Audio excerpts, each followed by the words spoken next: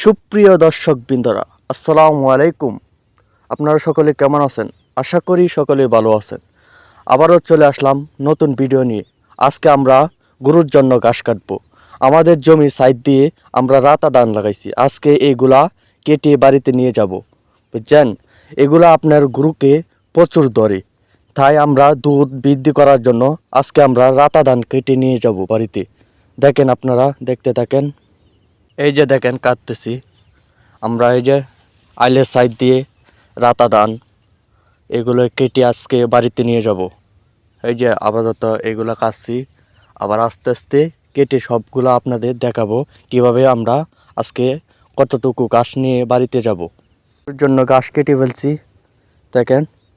এই যে অনেকগুলো ঘাস খাচ্ছি, এগুলো এখন বেঁধে এখন কামারের দিকে রওনা দিব। আজকে এইটুকুই, পরবর্তীতে আবারও নিয়ে আসবো নতুন ভিডিও।